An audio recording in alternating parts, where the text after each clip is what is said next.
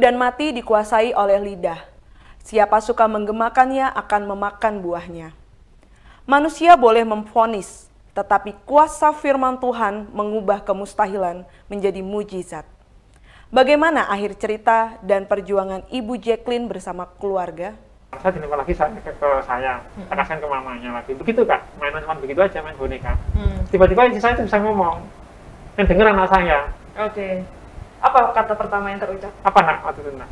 Mama lapar. Nah, seringkali istri saya kan karena mungkin merasa tidak nyaman kan ditarik, gitu, Iya. ditarik kan lepas, jadi kan nggak bisa makan karena masih belum bisa pakai mulut ya. Harus pakai ini meskipun memang dari awal belum bisa ngomong sampai dari keluar dari rumah sakit itu sampai bisa ngomong masih pakai ini. Iya. Nah, yang saya mau saksikan itu ketika saya sudah bisa ngomong, ini dijabut. Awalnya dijabut itu saya masih bisa panggil suster karena memang harus bayar ya. Bayar terus pasang lagi, mereka pakai stetoskop untuk bisa pasang. Itu pas kondisi saya masih belum bisa ngomong. Pasang alat susternya sampai ke lambung dicoba, oh ini udah pas, makan lagi. Nah, ketika sudah mulai bisa bicara, mungkin karena isi masa gerah kali ini dijabut. Nah, saya panggil itu persis pas lebaran.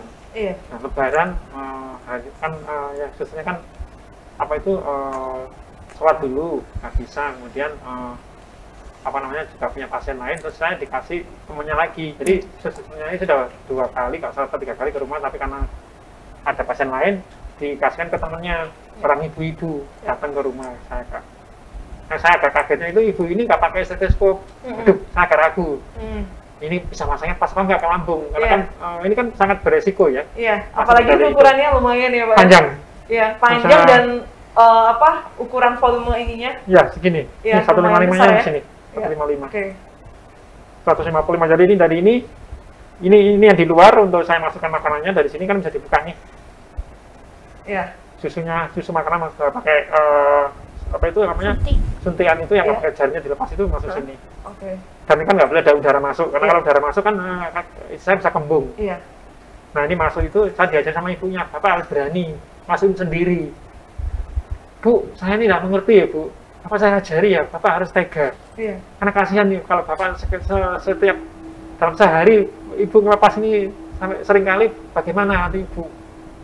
Bapak juga bagaimana? Saya juga nggak enak, Bapak kondisi begini. Kalau saya stop di sini, Bapak kasih uang, saya juga merasa keberatan, Pak. Kasihan Bapak, dia bilang begitu. Iya. Saya diajari Kak, pelan-pelan begini caranya. Ini kan memang ada gelnya, pelan-pelan. Kemudian setelah ibunya pulang belum ada 1 jam Kak. Saya kasih minum, belum 1 jam istirahat, dijabut ini Kak. Sama istri saya dijabut. Aduh Tuhan, macam dijabut sama ini, ibunya baru pulang gimana? Saat telepon ibunya, Bapak harus berani. Bapak harus berani. Saya pandu ya Pak. Itu kenapa Pak dicabut sama Bu Jacqueline? Saya nggak tahu Kak, mungkin merasa risih ya, karena kan di hidung ya. Oke. Di hidung sampai lambung kan mungkin kalau pas tidur kan apa namanya merasa nggak nyaman atau bagaimana saya nggak ngerti. Jadi saya pikir kan habis saya kasih makan, istirahat tidur saya kan bisa ngerjakan yang lain. Anak saya yang jaga sambil dia sekolah online itu kan.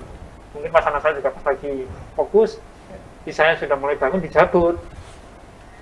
Nah saya bilang, aduh Tuhan, ini kok dijabut gimana makannya, saya bilang begitu. Terus sama ini mama dijabut loh masalahnya ini loh. Terus saya steril kan, saya sargus pakai air panas, saya steril kan. Ini papanya udah masukin ya, pelan-pelan ya. Saya sampai nggak tega Kak, namanya masukin ini selang di mulut, di hidungnya isi sampai ke lambung. Iya. Jadi tapi saya harus melakukan itu karena kalau tidak saya nggak bisa makan. Berapa lama Pak Bapak harus memasangkan selang dan ini Ibu harus pakai selang? Sampai 9 kali ya. Oke. Sampai berapa lama Pak itu Ibu harus makan dan minum lewat selang? Tadi kurang lebih 1 bulanan ya. 1 bulanan ya. 1 bulan. Kemudian terakhir itu malam-malam hampir dini hari dicabut itu saya bilang, apa nggak mau masangin lagi? Aku nggak tega. Anak saya juga waktu saya masang ini udah mama, karena kan kesakitan. Iya. Puji Tuhannya sudah bisa berkomunikasi Kak. Iya, jadi bisa ngomong apa yang dirasakan apa ya. Sakit, berhenti. Iya. Apa sakit? Berhenti ya Ma. Ya udah terus. Masih pelan-pelan. Berhenti dulu. sakit Pak, iya mah, makanya cari jabut ya mah, sambil mengerang kan istilahnya kan kalau ini kan juga berarti kesakitan Ya. masuk. Berarti anak ngelihat ya Pak, bagaimana sakitnya. Adik gimana perasaannya ngelihat mama dimasukin selang? Ya nggak tega karena kan masih sakit kan dari itu. Mama pun juga udah bilang sakit, tapi berani tahan tangannya biar nggak dicabut lagi. Oke. Waktu ngelihat mama kesakitan, adik berdoa nggak sih sama Tuhan? Iya, berdoa sama papa juga. Berdoa ya? Berarti setiap hari ya Pak? Iya, pagi itu kayak apa, saya ajak untuk apa namanya, berdoa kayak apa, pesta keluarga gitu ya, meskipun istilahnya sampai rebahan sampai gitu, sama anak. Oke. Ibu gimana setelah melewati masa harus pakai selang? Berarti sekarang makan udah normal? Sudah normal. Sudah normal. Apa yang ibu rasakan setelah ini melewati? Ingat aku belum ada ajak kesehatan itu, ingat aku belum ada. Ingat ada itu waktu aku udah makan nasi, tapi makan nasi di kamar. Waktu itu aku pernah kepikiran, kok aku di penjara ya. Aku lihat orang di depan itu, orang kok bisa jalan kok enak banget. Makanya waktu anakku lagi tidur, aku rencana mau belajar jalan. Karena nggak bisa berdiri, aku pakai tangan berjalan itu. Di kamar mandi maksudku aku bisa belajar berjalan berdiri. Ternyata kok masih belum bisa. Terus akhirnya aku manggil suamiku. Saya kaget, loh, sampai di kamar mandi ya mama. Itu jangan pakai tangan aku, belajar. Itu baca semua loh Mbak. Karena pakai tangan. Saya kan kondisi kecapean. Iya. Untuk dini hari jam 3-an. Saya tuh begini pipis. Saya tidur di bawah, dan saya tidur itu di dekat pintu. Jadi kamarnya kami kan ada sebelahnya kan kamar mandi. Saya tidur di bawah karena istri kan di tempat tidur bed yang seperti di rumah sakit itu. Saya turun, saya nggak ngerti, saya dilangkai. Terus saya sadar, lihat loh, saya panggil nggak ada, saya udah di kamar mandi Kak, saya pikir jatuh. Ternyata saya tuh pengennya pipi sendiri. Kan selama ini kan di tempat itu kan saya yang ganti pampersnya, saya pengen pipi sendiri di kloset. Jadi dia duduk di depannya kloset, celana anak saya itu masuk ke klosetnya. Mama jatuh ya? Enggak Pak, aku pengen pipis. Ternyata ada tuh celananya anak saya itu mau dipakai buat alas duduk. Oke. Wow. Tapi itu kondisi ibu sebenarnya sudah bisa jalan atau? Sudah bisa jalan. Sudah jalan. Cuma kan belum bisa mandi di toilet, masih di pakai pampers. Pengennya dari itu pengennya pipi sendiri, minta toilet sendiri tuh kayak orang normal itu. Dan sudah kepinginnya mandinya, istilahnya dia kan mandi tak sekoin kan mandi kan. Sikat gigi ya karena masih di tempat tidur kan agak susah kan. Nah, ramasnya itu di tempat itu kan harus macam-macam alat handuk banyak kan saya siapin, saya nggak basah semua. Saya kepinginnya udah ngomongnya, aku pengen mandi biur. Ya mana sudah sehat ya. Nah awalnya dari situ Kak, terus tahu-tahu di toilet itu. Terus pelan-pelan saya ajari dia tapi ngomong ya tak bantu ya. Jadi jangan sendiri mah, nanti kalau ada apa di toilet mama nggak mau. Ya iya Pak, jadi kalau mau pipis bangunin. Jadi belajar mulai dari saat itu karena memang keinginan saya juga tinggi Kak, kuat ingin sembuh itu tinggi juga. Jadi itu juga yang Tuhan kasih ke kitanya. Kalau tadi yang saya ngomong kuncang surga itu karena isi juga kemauannya juga kuat. Kemauan untuk sembuh, untuk sehat lagi ya. Itu tinggi juga. Didukung dengan saudara-saudara saya iman itu semua. Setelah itu bisa pipis itu pengennya mandi. Jadi sudah nggak mandi lagi, nggak disekol lagi, pengennya mandi. Tapi sementara mandinya duduk di kloset, terus saya mandiin, reklamasi. Senang sekali Kak, karena kemasan air di Guyam kan kemarin kan nggak bisa selama 1 bulan kan di tempat tidur. Mandi, saya siram mulai dari kemarin. Kenapa sih Mas? Nah Mas tuh suka ditanya, enak ya Pak mandi bisa biur. Itu sampai dari tempat tidur, kemudian mandi duduk di kloset, sekarang udah bisa mandiri berdiri. Oke. Ibu, apa yang membuat ibu tuh punya kemauan yang keras untuk bisa cepat sehat, Bu? Apa yang memotivasi ibu? Karena aku pengen kayak orang biasanya. Karena sampai sekarang pun aku nanya sama suami, aku jalannya kok masih kayak orang sakit ya.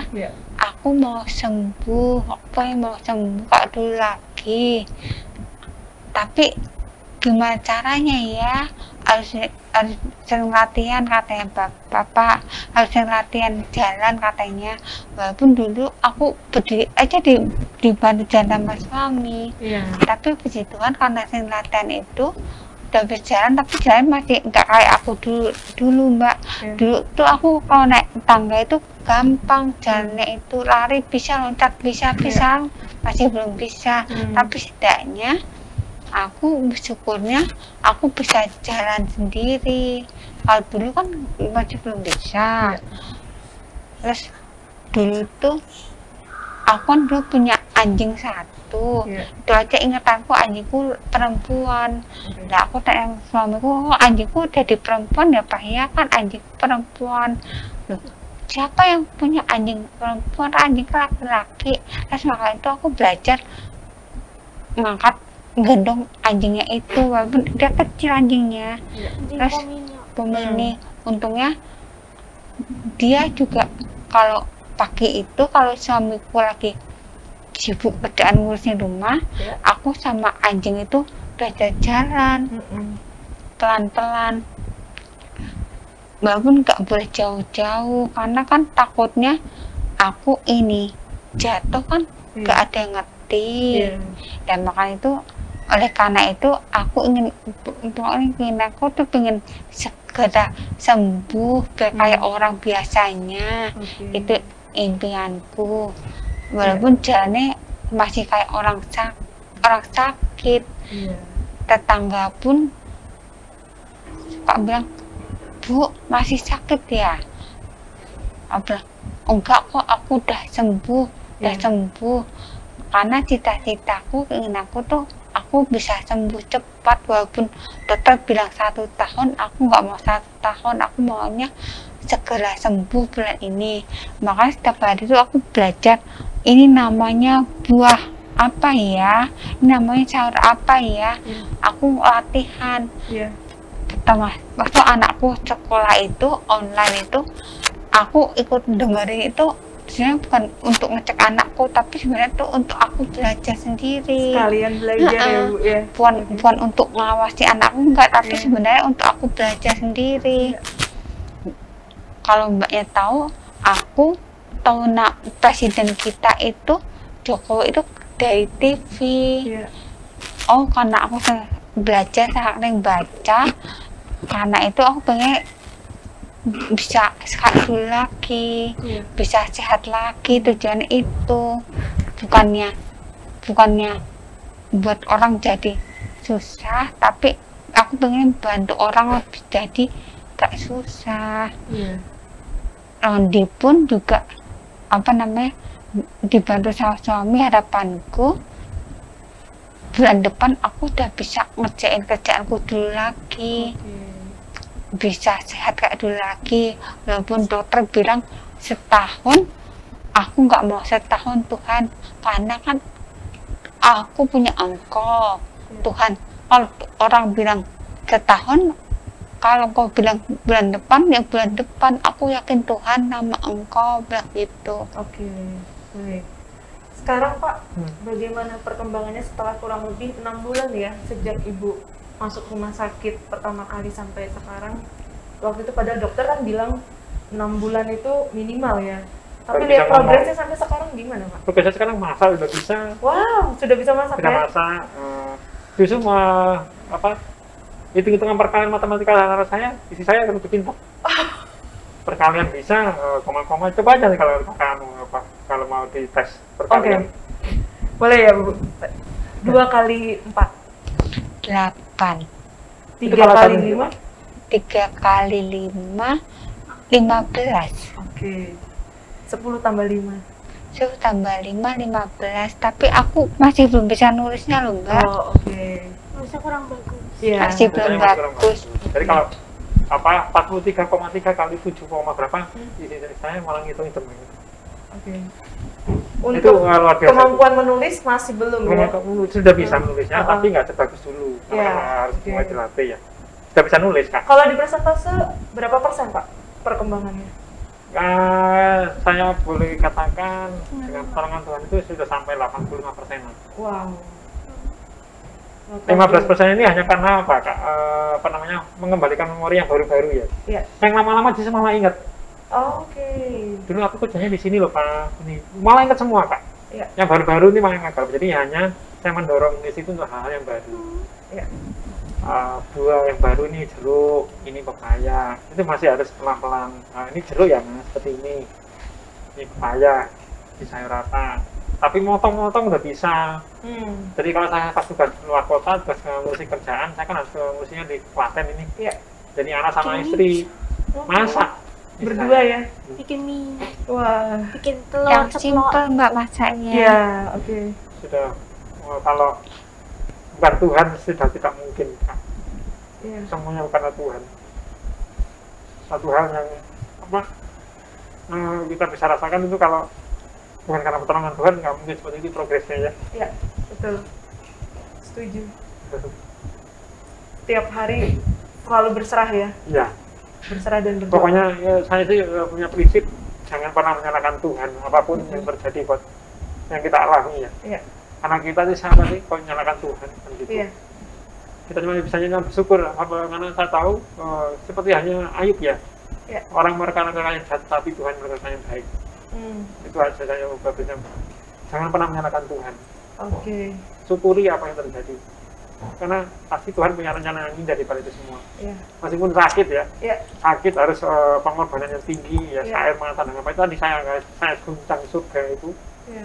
dengan doa, tangisan, dengan apapun saya guncang surga untuk mujizat kesembuhan bagi saya benar-benar terjadi, benar terlihat. Nah, itu dan Tuhan kerjakan, Tuhan nyatakan itu. Oke. Kerjaan saya juga dipulihkan karena ketika kejadian dari awal Mei itu kan saya kan bisa berprinsip saya harus serahkan diri saya sendiri. Iya. Saya nggak mau pakai orang lain. Karena saya mau perawat saya biar cepat sembuh. Iya.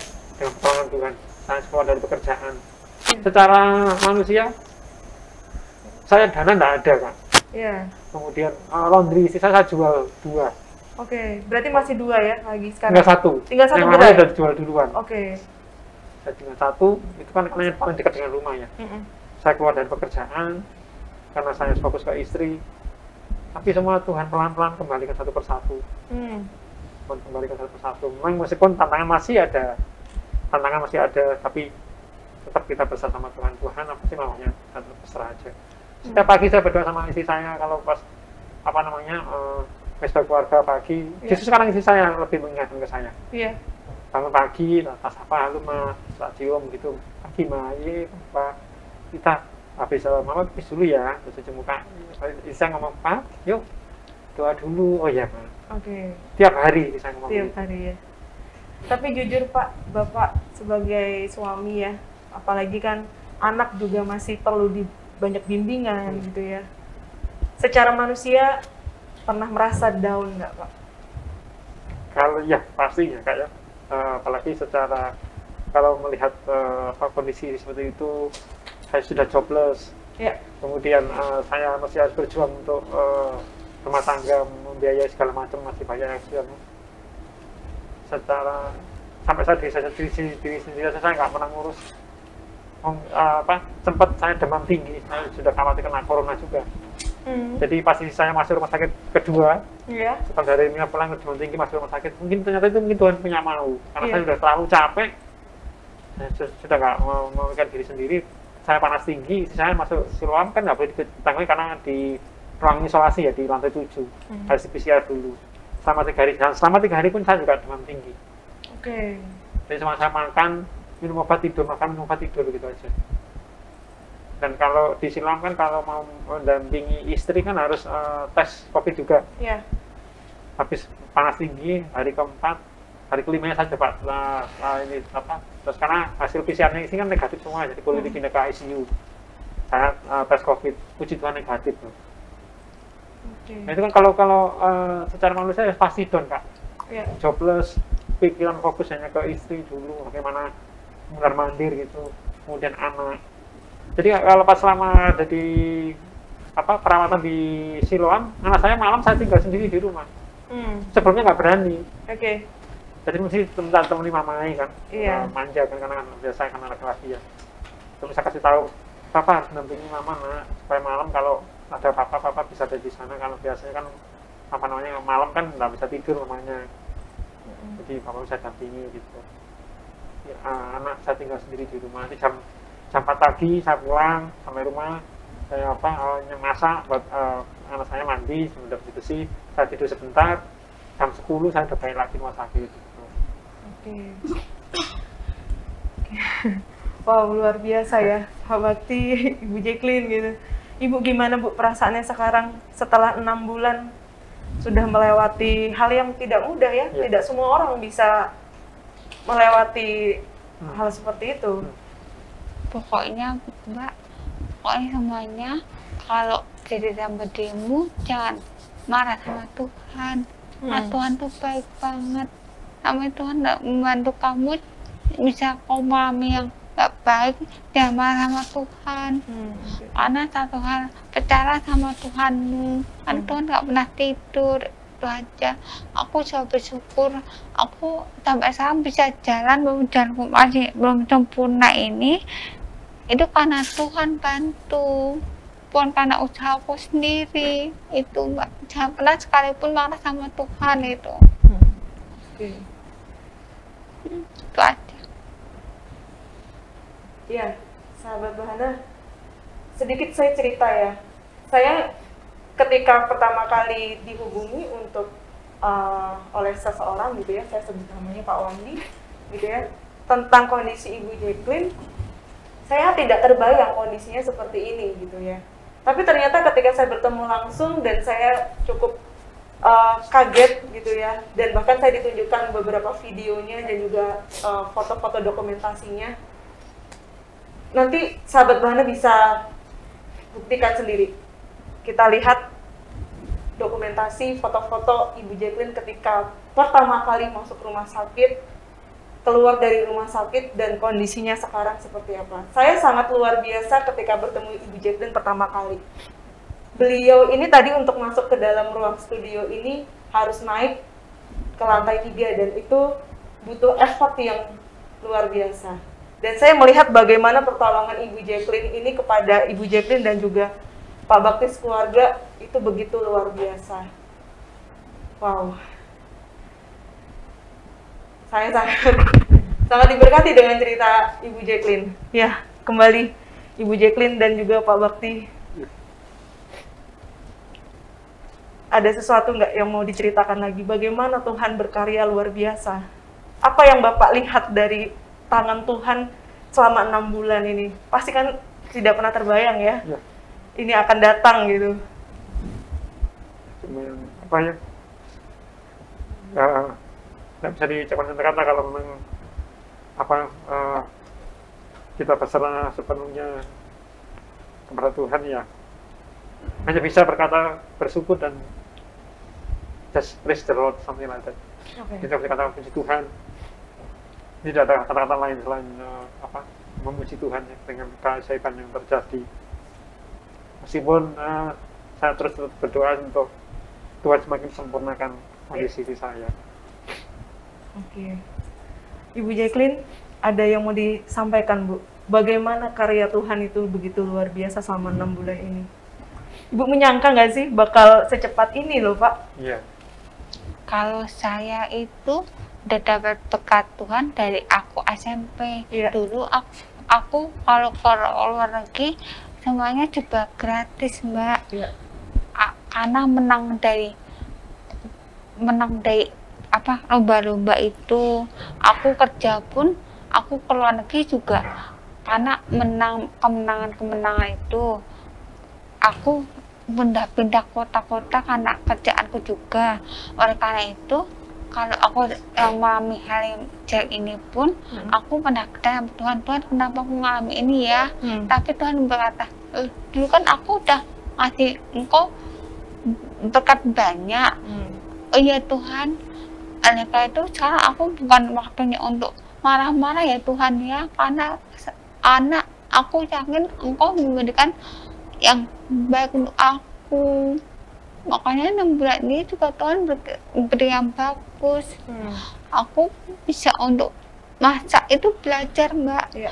Aku punya bukan saudara mama di Semarang tuh, dia punya dokter juga.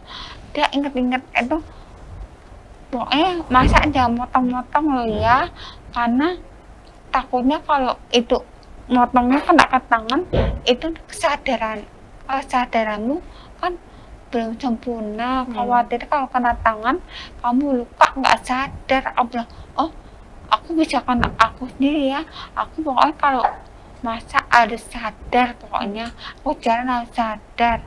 Oleh karena itu mulai itu aku latihan pun harus penuh dengan kesadaran. Kalau dulu tuh aku kan suka lari sendiri, nenek masak sendiri itu jangan sampai aku menghilangkan kesadaranku. Tuhan, yang penting jangan sampai aku sakit lagi. Nanti kalau aku sakit lagi kasihan suami, kan suami kerjaannya nanti terganggu karena ngurusin aku. Tolong aku ya Tuhan ya. Atau orang saat ini kecelakaan ini buat kesadaranku turun dengan nggak tahu berapa lama, bisa bulan, bisa tahunan baru balik. Tapi aku yakin Tuhan nggak perlu tahunan, aku bisa sadar segera mungkin. Kalau ingatan memang belum bisa kembali 100% ingatanku, tapi yang penting kesadaranku udah bisa balik segera mungkin. Tuhan, gak perlu tahun, gak perlu bulan, tapi aku yakin Engkau bisa ini 1 hari bisa sadar, aku bilang gitu. Makanya tuh belajar masak-masak itu aku dengan untuk belajar Mbak. Walaupun masak sederhana, nggak kayak dulu lagi, yang simpel-simpel lah. Untuk anakku sekolah dari sekolahnya pun dengan aku dikeraskan dengan biar aku belajar, biar kesadaranku bisa naik. Baik pelajaran apapun aku belajar sesuai dengan yang anakku lagi pelajari. Itu. Oke, baik. Terakhir Pak, apa yang Bapak harapkan dari Ibu Jacqueline? Ya cuman semangatnya itu yang saya bilang ke istri saya, jangan pernah mengeluh ataupun memikirkan apa yang sudah pernah terjadi ya. Karena kadang saya juga menangis malam itu, Pak aku kok jadi begini. Saya bilang nggak boleh mengeluh Mas, tetap bersyukur sudah sampai seperti ini, jangan pernah mengeluh, tetap bersyukur pada Tuhan, pasti Tuhan pulihkan satu persatu, pelan-pelan pasti Tuhan akan pulihkan. Karena kondisi seperti itu kan orang pasti kan ini ya Kak, saya pasti sempat down ya. Dulu istri saya itu orang yang pinter, orang yang smart banget, kemudian pantang menyerah dengan prestasi yang sedemikian rupa itu. Sekarang kondisi seperti ini kan kalau dipikir orang pasti akan menyesal gitu ya. Tapi saya bicara bahwa Tuhan itu baik, Tuhan itu luar biasa. Mungkin dengan kejadian seperti ini, saya bilang ke istri saya, Tuhan pakai kita menjadi berkat bagi orang lain, bisa menguatkan saudara seiman kita yang mengalami sakit atau gimana. Memang perlu pengorbanan ya. Kita perlu pengorbanan Mas. Nggak bisa kita berharap pada Tuhan tapi kita sendiri nggak mau berkorban. Ya Tuhan juga pasti juga akan berpikir juga kalau mau ngasih mujizat. Jadi kita harus kuat, harus kuat, berpikir positif, tetap berserah sama Tuhan. Pasti Tuhan kembalikan semuanya. Saya bilang bicara begitu aja ke istri saya. Jadi sekarang udah setiap malam sudah nggak pernah menangisi kondisinya lagi. Dulu sering kali Kak bangun gitu tiba-tiba nangis, kenapa mah gitu. Ya menyesali kenapa kejadian seperti ini. Saya dulu kan orangnya pinter Pak, bisa ke luar negeri begini, kerjaku begini-begini, ya apa-apa mah. Tuhan punya rencana yang indah kok. Iya. Makanya dengan kejadian dan apa yang sudah kami alami di rumah tangga kami kan kami bisa share ke saudara seiman itu yang visi misi saya sebenarnya. Saya kita ke Pak Wandi, saya juga kaget juga karena Pak Wandi sempat mau diagendakan seperti ini. Saya nggak kepikiran karena saya sama istri cuma kita harus jadi berkat bagi orang lain. Iya. Mama harus menceritakan bagaimana mama alami mujizat dari Tuhan supaya banyak orang yang mungkin sekarang lagi down kondisi begini, kondisi corona atau apapun alasannya, kalau kita berserah kita jadi berkat dan mereka bisa menguatkan mereka. Saya bilang begitu ke istri saya. Oke. Itu aja sih kami minta. Ya. Berarti Bapak ngelihat serangkaian peristiwa ini Tuhan tetap baik ya? Betul. Tetap baik ya? Tetap baik. Ya. Tetap baik. Ya. Nah, Adik, gimana harapannya? Pengennya Mama seperti apa nih? Ya, harapannya Mama bisa boleh kembali, bisa bermain bersama, bisa bekerja lagi, bisa bantu Brian sekolah juga. Iya. Tambah cantik ya. Oke. Ya, berarti aktif ya Pak Brian untuk terus bantu mamahnya ini ya beraktivitas ya. Oke, tetap semangat buat semuanya. Amin. Terakhir, Ibu mungkin ada yang mau disampaikan kepada sahabat Bahana. Apapun yang kau rasakan, jangan pernah kecewa sama Tuhan. Tuhan tuh pasti punya rencana yang lebih bagus daripada yang rencanamu. Itu aja. Pokoknya Tuhan tuh nomor 1. Ya, itu aja. Ya, oke. Baik, terima kasih untuk Pak Bakti, untuk Adik Brian dan juga Ibu Jacqueline untuk kedatangannya dan untuk sharingnya. Saya pribadi sangat diberkati. Jadi saya percaya untuk sahabat Bahana semua yang mendengarkan, yang menonton acara ini pasti juga diberkati. Firman Tuhan mengatakan bahwa segala perkara dapat kutanggung di dalam Dia. Dan saya percaya kalau Tuhan Yesus 2000 tahun yang lalu sudah mati, bukan hanya mati, tapi Dia juga bangkit. Dan Dia sudah memberikan hidup yang baru bagi setiap kita yang percaya kepada Dia. Jadi kalau Ibu Jacqueline dan Pak Bakti sekeluarga diberikan sebuah peristiwa yang pada akhirnya boleh menjadi berkat bagi setiap kita, percayalah bahwa mereka adalah saksi hidup bagaimana Tuhan Yesus begitu luar biasa, karyanya begitu dahsyat, dan saya percaya tidak berhenti sampai di sini. Ada banyak cerita menarik yang nanti akan Pak Bakti dan juga Ibu akan bagikan ya kepada semua orang. Jadi buat semua sahabat Bahana, mari kalau hari-hari ini kita sedang mengalami masalah, kita tidak sendiri. Kita punya Tuhan yang baik, Tuhan yang luar biasa, yaitu Tuhan Yesus.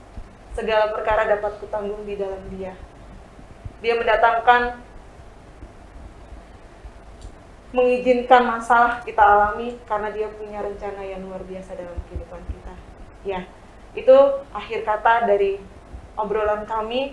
Terima kasih sekali lagi Pak. Terima kasih semuanya. Dan sampai di sini pertemuan kita, dan nantikan untuk episode berikutnya karena Dia. Tuhan Yesus memberkati.